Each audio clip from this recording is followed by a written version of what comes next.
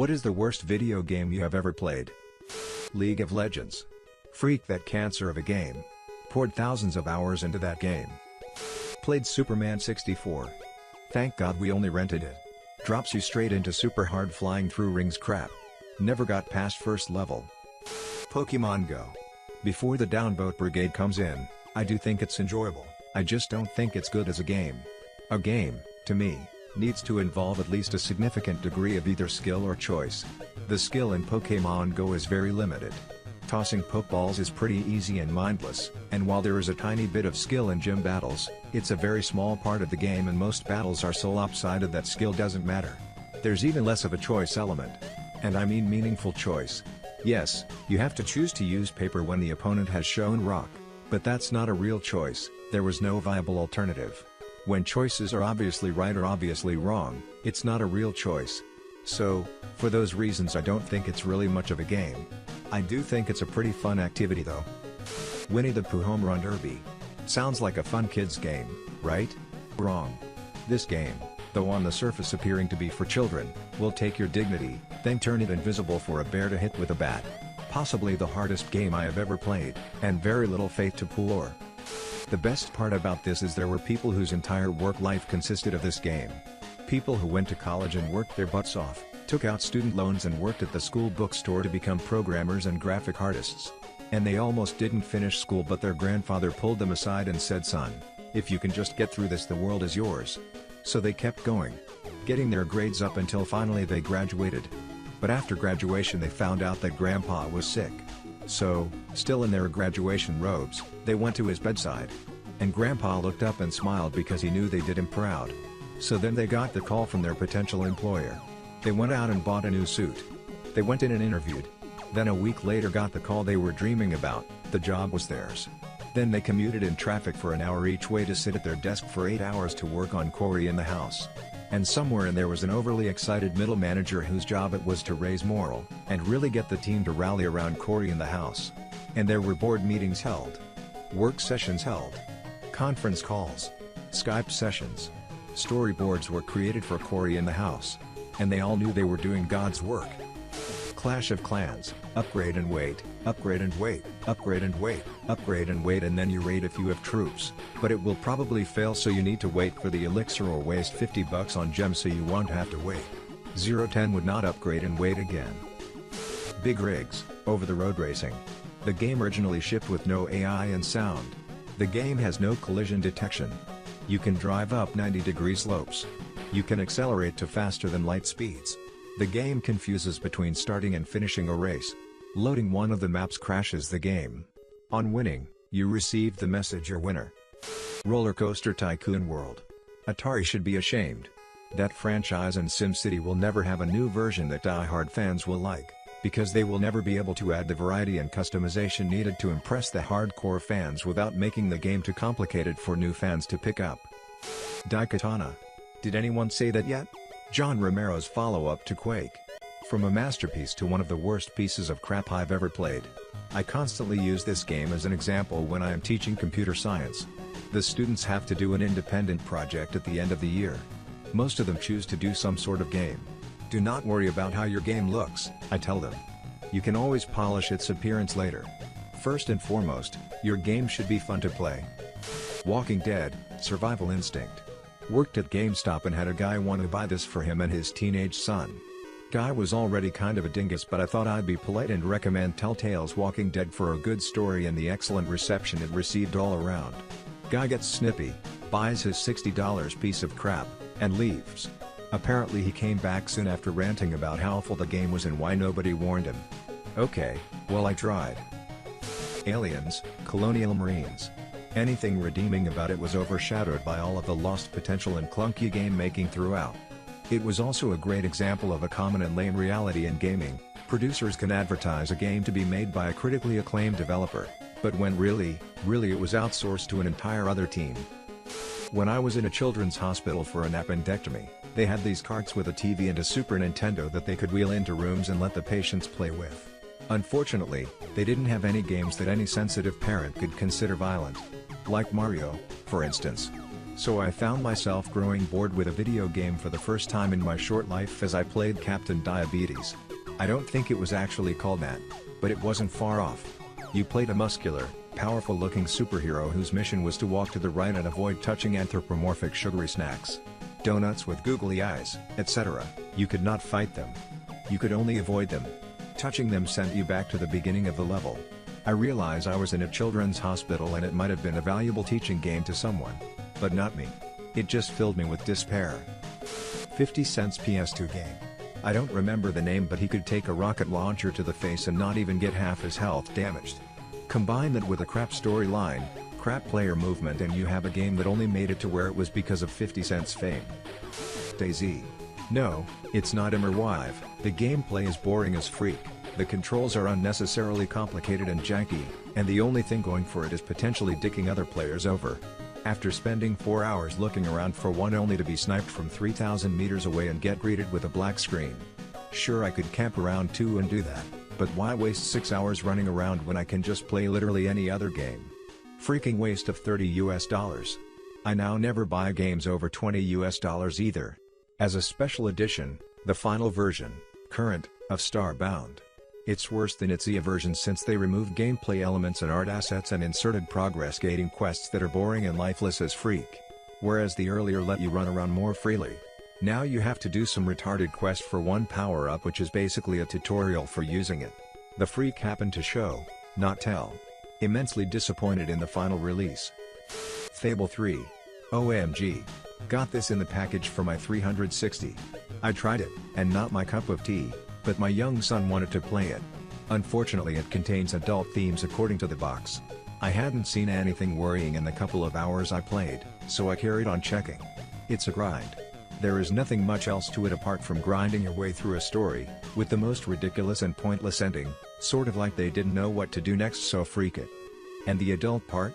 A completely superfluous sub-game whereby you seduce and impregnate a woman, or man, whatever, all of which is completely sanitized, except for a random chance of catching an STI. WTF?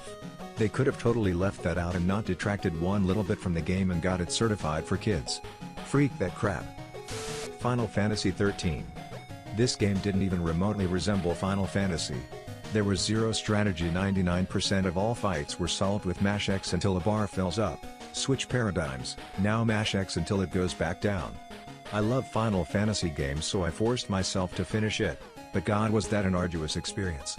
And it was even short for AFF game, partially because it was a gigantic hallway simulator with only one direction to ever go in.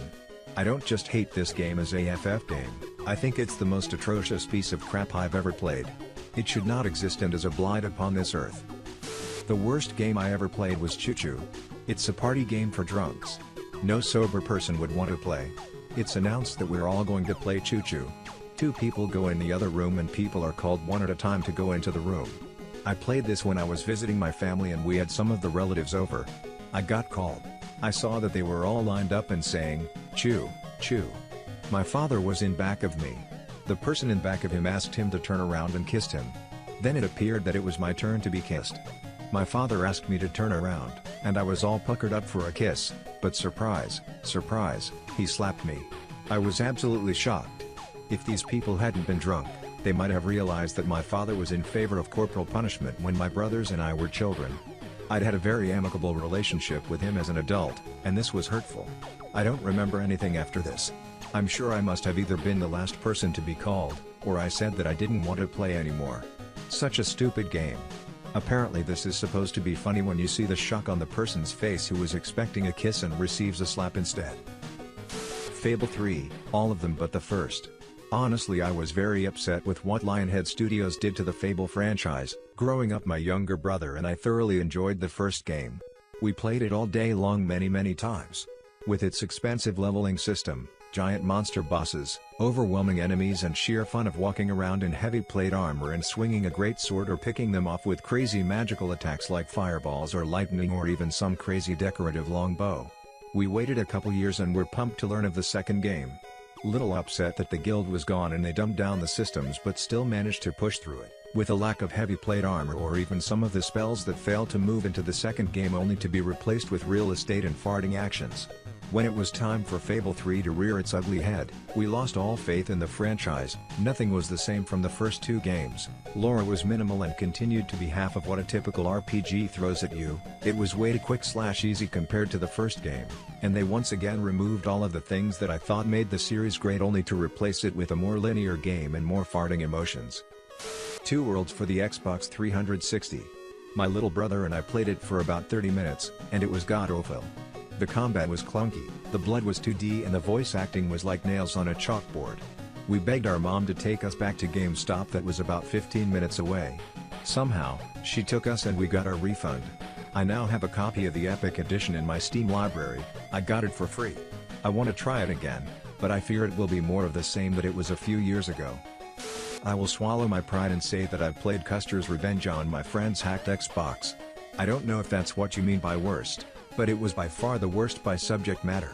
Here's some more recent bad ones. Resident Evil 5, I just couldn't bring myself to enjoy anything about it, and I love the franchise, but 5 is just boring and the AI of the other character is rock stupid, so you're basically dragging around a moron the entire game. It's like taking the escort missions from RE4 and stretching that for an entire game. Devil May Cry 4, I love the first game and the second game, May on 3rd. 4th was a button-mashing nightmare game. It's the first game that I realized that I may be too old to play that kind of game, both for content as someone who escaped the hormonal teen years and physiologically as a man whose wrists and hands have slowly decayed and function with work. Final Fantasy XIII, easily the laziest and worst story of any game I've ever played. FFX had a pretty crummy story too, but at least the game was fun to play. FFX you were basically reduced to an A-button-mashing spectator to the worst game in the franchise. This game can only be described as a shrieking failure in nearly every possible way. I actually dislike Ocarina of Time. Now, I know this is a very terrible, albeit somewhat accepted opinion, by now, but I just get way too bored playing it. None of the early stuff is fun. Anytime I try to pick it back up I don't really feel like playing it, because I don't feel motivated to beat it again. And the single time I beat it, it wasn't a fun first half at all. Not to mention the combat wasn't hard, but tedious. If you're not immersed, the amount of time you wait for openings isn't justified in a game where you try to get through dungeon rooms and find the key, fight the boss, find the other dungeon. You get it. It's a game about adventure, not waiting to attack a clam. Oh, sorry, I said find. You don't really do that in a game where it takes you everywhere and there's nothing to explore. Every part just feels like a huge fetch quest, and while games are usually like that, they shouldn't feel like that. And all Ocarina does is feel like a giant fetch quest with a ping-pong final boss battle. Now, some things to make anyone with a differing opinion feel better. Z-targeting is amazing for a 3D game, and some boss battles at Iron Knuckle were good fights. You also may come across a good puzzle now and again. It feels like a living, breathing world sometimes. But that's not enough to redeem the slow, tedious, and while revolutionary, somewhat uninteresting game I see it as today. Also guys, before I get stabbed brutally, you can see the waiting in combat to make it engaging, and that the game doesn't feel like a fetch quest. I accept that my opinion is not the only one and you all can enjoy the game as you do. I just won't. Viet Cong 2. Blinded by the pleasant hours of gameplay of the first Viet Cong, I caved in and literally wasted €50 on an extremely resource-hungry game. Badly scripted enemies, short plot, weak plot, boring characters, point-and-shoot missions. Didn't help the fact that since the start it shows you that you can play either as a USMC or as an NVA soldier, but after you end up the 2 hours of total gameplay of USA side, you get barely 1 hour of playing on the Vietnamese side. Lots of weapons though. In the end I used that game just to fuel my addiction to Zelda and made quite some gun mods for that tiny game. The Slaughtering Grounds. It's some shitty zombie game that somehow made it onto Steam. My friend gifted it to me for Christmas, so I started playing it to see what it was like. I shit you not, after 5 minutes of playing, it was running at 5 FPS. It looks like someone fucked around in Unity for 10 minutes then said yup, this is good enough and somehow got it onto Steam. The only redeeming quality is when it's on sale and you can gift it to your enemies. The Sims 4. It was a huge downgrade from The Sims 3, which had the key features like the ability to go most places without a goddamned loading screen that lasts forever. I get that the game has to load, but in the previous iteration you were able to travel the town without any loading screens. The game was also a buggy mess which allowed you to crash within the first 10 minutes of playing the game. Plus the DLC was hit or miss. And last but not least they removed the create-a style from The Sims 3. If you want a good game, just get The Sims 3 with all its DLC. Mine is Spore. It's actually a fully functional and, when played with no prior expectations, pretty fun game in and of itself. However, the hype for the game was absolutely unthinkable. The E3 demo for it shown in 2006 makes you think it's going to be the absolute greatest thing ever made. Add into that the fact that I was 15 at the time and had saved up for months to buy it on launch day, and the fact that I had just gone through a breakup. It was the only thing I had to look forward to for nearly an entire year. It turned out to be an absolutely casual, boring, mediocre and uninspired game segmented into about 5 different mini-games. The Creature Creator demo they launched months before the full game was the best part.